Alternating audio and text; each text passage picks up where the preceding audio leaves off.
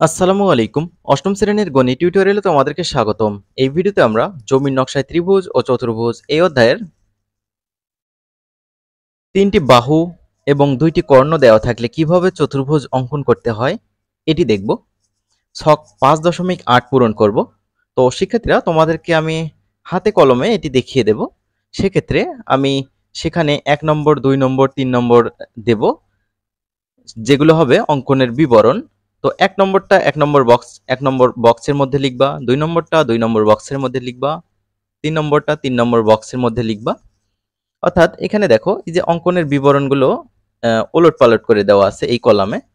তো এগুলো তোমাদের সাজিয়ে পরের কলামে লিখতে হবে, ঠিক আছে? তো আশা করি তোমরা সিরিয়ালি এগুলো লিখবে। তো চলো আমরা দেখে নেই হাতে কলমে কিভাবে এটি সলভ করা যায়। তো শিক্ষার্থীরা, তোমাদের যেহেতু 3টি বাহু ও 2টি কর্ণ দেওয়ার রয়েছে, আর 3টি বাহুর দৈর্ঘ্য একটার দেওয়া আছে 3 সেন্টিমিটার, তারপর দেওয়া আছে 4 সেন্টিমিটার, তারপর দেওয়া আছে হচ্ছে 3.5 সেন্টিমিটার, আর 2টি কর্ণের দৈর্ঘ্য ডি হচ্ছে 4 সেন্টিমিটার আর ই হচ্ছে 5 সেন্টিমিটার দেওয়া আছে। এগুলো আমরা এখানে এঁকে নেব।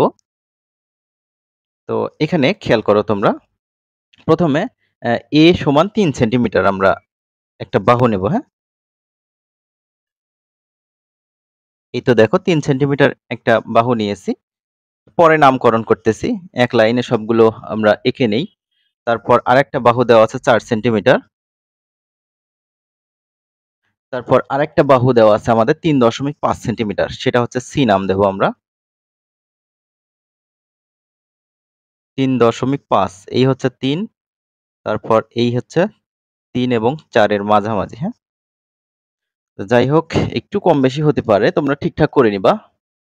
তারপর কর্ণ দেওয়া আছে 2টা। একটা কর্ণ হচ্ছে ডি, সেটি হচ্ছে 4 সেন্টিমিটার। তো এইটা হচ্ছে ডি কর্ণ। তারপর হচ্ছে আরেকটা কর্ণ দেওয়া আছে ই কর্ণ, সেটা 5 সেন্টিমিটার। তো আমরা এগুলো এখন একটু নামকরণ করব, হ্যাঁ? এটা হচ্ছে এ, তারপর হচ্ছে এইটা বি, এইটা সি, এইটা হচ্ছে ডি, এইটা হচ্ছে ই। সর্বশেষ ডি এবং ই এই দুটো কিন্তু হচ্ছে কর্ণ, আর এ বি সি এই 3টা হচ্ছে বাহু। একটু মনে রাখতে হবে। পাশে আমরা লিখে রাখি 3 সেন্টিমিটার, তারপর হচ্ছে 4 সেন্টিমিটার,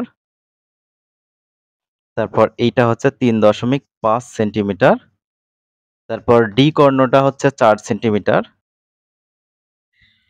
তারপর ই কর্ণটা সবচেয়ে বড়, সেটা হচ্ছে 5 সেন্টিমিটার। তো শিক্ষার্থীরা, তোমাদের যেহেতু ছক 5.8 অঙ্কনের বিবরণ প্রথম কলামে এলোমেলোভাবে দেওয়া আছে, সেকেন্ড যে কলামটা রয়েছে অঙ্কনের বিবরণ সাজিয়ে লেখা। তো প্রথমে তোমরা কিভাবে সাজিয়ে লিখবা এটা দেখো। তো 1 নম্বরে ফাঁকা জায়গায় লিখবা হচ্ছে, এটা লিখবা 1 নম্বর, যে কোনো রশ্মি বি থেকে বিডি সমান ই সমান 5 সেন্টিমিটার নেই। ঠিক আছে? তো আমি এখানে এঁকে দেখাচ্ছি। বলছে যে যেকোনো রশ্মি, হ্যাঁ?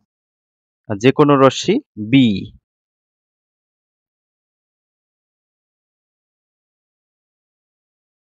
আচ্ছা, এটা হচ্ছে নাম দিলাম হচ্ছে বি ই।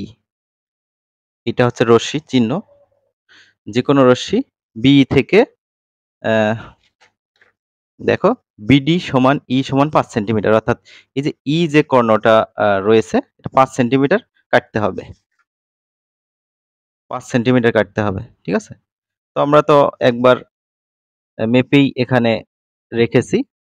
তোমরা স্কেল দিয়ে এখানে মেপে নিই। এটা 5 সেন্টিমিটার, ঠিক আছে? আচ্ছা, বিডি,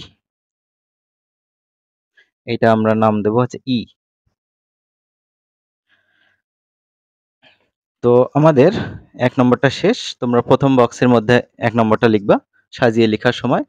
2 নম্বরে লিখবা হচ্ছে বি কে কেন্দ্র করে, অর্থাৎ এইটা দেখো, এই যে বি কে কেন্দ্র করে এ সমান 3 সেন্টিমিটার ব্যাসার্ধ নিয়ে বিডি এর কোনো পার্শ্বে একটি বৃত্তচাপ আঁকি। যে কোনো পার্শ্বে। উপরে হতে পারে, নিচেও হতে পারে, ঠিক আছে? তাহলে বি কে কেন্দ্র করে আমরা 3 সেন্টিমিটার ব্যাসার্ধ নেব।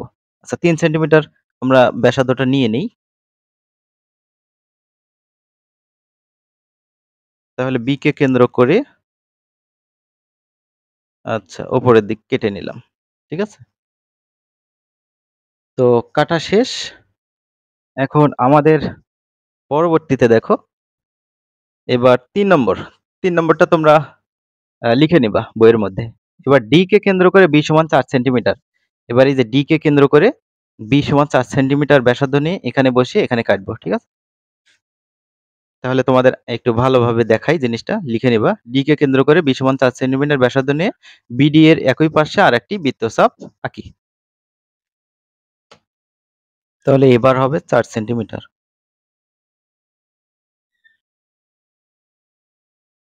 এই ডি কে কেন্দ্র করে আচ্ছা। তাহলে ৪ নম্বরটা দেখো এবার।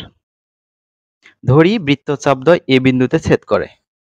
তো এখানে যে ছেদ বিন্দু হয়েছে এটার নাম দিতে হবে এ। ঠিক আছে? আশা করি বুঝতে পেরেছো। আমরা এটা একটু কলম দিয়ে দাগ দিচ্ছি তোমাদের যাতে বুঝতে সুবিধা হয়। পেন্সিল দিয়ে ভিডিওতে ভালোভাবে দেখা নাও যেতে পারে। তোমরা কিন্তু এই কাজটা করবে না, আমি তোমাদের দেখাচ্ছি তোমাদের সুবিধার্থে। এবার দেখো, এটা আমরা এখানে লিখে নিতে পারি, এটা হচ্ছে এ, এটা হচ্ছে বি।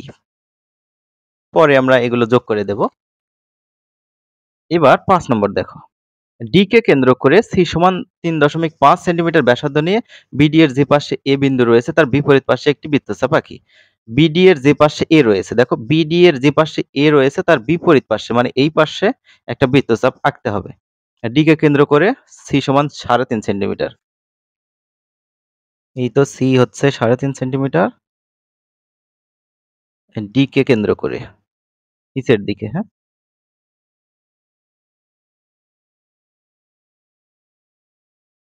ঠিক আছে, আমার বৃত্তচাপ আঁকা শেষ। তারপরে দেখো ৬ নম্বর, খেয়াল করো। এ কে কেন্দ্র করে, এবার এ কে কেন্দ্র করতে হবে। হ্যাঁ, এ কে কেন্দ্র করে ডি সমান ৬০ সেন্টিমিটার ব্যাসার্ধ নিয়ে, এটা কিন্তু কর্ণ, ডি সমান ৪ সেন্টিমিটার ব্যাসার্ধ নিয়ে বিডি এর যে পাশে এ বিন্দু রয়েছে, যে পাশে এ বিন্দু রয়েছে তার বিপরীত পাশে আর একটি বৃত্তচাপ আঁকি। মানে এ এর বিপরীত পাশ এই পাশটা, তাই না? তাহলে এবার কর্ণ ৪ সেন্টিমিটার মাপ নেব। ৪ সেন্টিমিটার মাপ নিলাম। এ কে কেন্দ্র করতে হবে। হ্যাঁ, এই তো এ তে বসাবো, বসিয়ে এ এর বিপরীত পাশে। আশা করি তোমরা বুঝতে পারতেছো। হুম, আচ্ছা। এখন তারপর ৭ নম্বর দেখো। এগুলো তোমরা সিরিয়ালি কিন্তু যেখানে বলা আছে অঙ্কনের বিবরণ সাজিয়ে লেখো সেভাবে সাজিয়ে লিখবা। ধরি বৃত্তচাপ সি বিন্দুতে ছেদ করে। তো এই বিন্দুটার নাম দেব হচ্ছে সি। তো এই যে বাহুটা এখানে কাটা হয়েছে সেটা হচ্ছে এটা এ বি, এটা হচ্ছে সি, স্মল সি। তারপর এইটা যেটা হলো এ থেকে সি পর্যন্ত যেটা আমরা মিলিয়ে দেব সেটা কিন্তু হচ্ছে ডি। ঠিক আছে? এখন ৮ নম্বর দেখো, এ ও বি, এ ও ডি, বি ও সি, সি ও ডি যোগ করি। প্রথমে আমরা এ বি যোগ করব। এ বি আমরা যোগ করে দেই।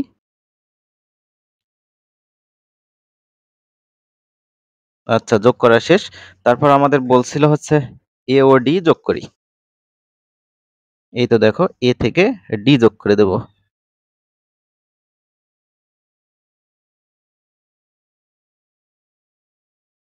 তো এ থেকে ডি যোগ করা শেষ। তারপর এখানে বি ও সি যোগ করব। বি ও সি।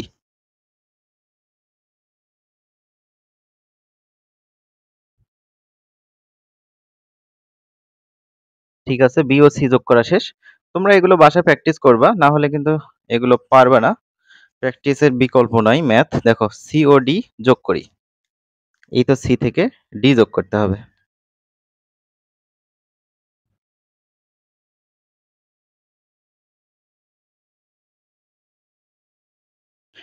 তো এইতে দেখো এ থেকে সি, এইটা কিসের মাপ ছিল? ডি এর মাপ ছিল, তাই না? তো এটা আমরা যোগ করে দেব না, জাস্ট এমনিতেই ডট ডট দেব। বোঝার চেষ্টা করব যে দুইটা কর্ণ, একটা হচ্ছে এ থেকে সি আর একটা হচ্ছে বি থেকে ডি। এই হচ্ছে দুটো কর্ণ। ঠিক আছে, দেখতে পাচ্ছ?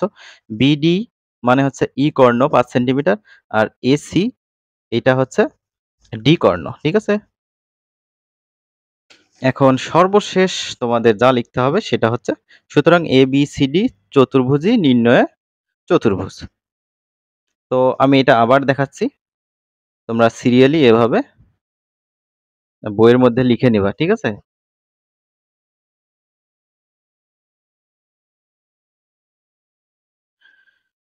আমি আরেকবার রিপিট করতেছি। তিনটা বাহু ও দুটি কর্ণ দেওয়া থাকলে কিভাবে চতুর্ভুজ অঙ্কন করতে হয়। তিনটা বাহু এ বি সি আর হচ্ছে দুইটা কর্ণ ডি আর ই।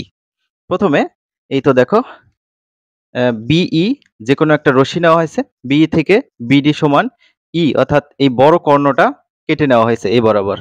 কাটার পর বি বিন্দুকে কেন্দ্র করে এ এর সমান ব্যাসার্ধ নিয়ে এখানে একটা বৃত্তচাপ অঙ্কন করা হয়েছে।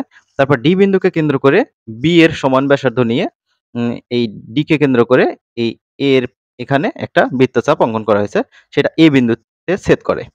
ঠিক আছে, এবার সি বাহু থাকলো, এই ডি কে কেন্দ্র করে এ এর বিপরীত পার্শ্বে এখানে একটা আহ, বৃত্তচাপ অঙ্কন করা হয়েছে। ঠিক আছে, তারপর শিক্ষার্থীরা খেয়াল করো, সর্বশেষ কিন্তু ডি কর্ণ থাকলো, এ কে কেন্দ্র করে এ এর বিপরীত পার্শ্বে ডি কর্ণের সমান করে একটা বৃত্তচাপ অঙ্কন করা হয়েছে, যা সি বিন্দুতে ছেদ করে। সর্বশেষ b a, a d, c d, b c যোগ করা হয়েছে। তো আমরা পরবর্তী ভিডিওতে পরবর্তীতে যে কাজগুলো রয়েছে সেগুলো নিয়ে হাজির হব। তো শিক্ষার্থীরা, ভিডিওটি দ্বারা উপকৃত হলে বা তোমাদের কাছে যদি মনে হয় ভিডিওটি অনেক ভালো বা তোমরা উপকৃত হয়েছো, তাহলে চ্যানেলটি সাবস্ক্রাইব করতে পারো। আর ভিডিওতে একটা লাইক দেবে, বন্ধুদের মাঝে ভিডিওগুলো শেয়ার করে দেবে। ধন্যবাদ তোমাদেরকে ভিডিওটি দেখার জন্য।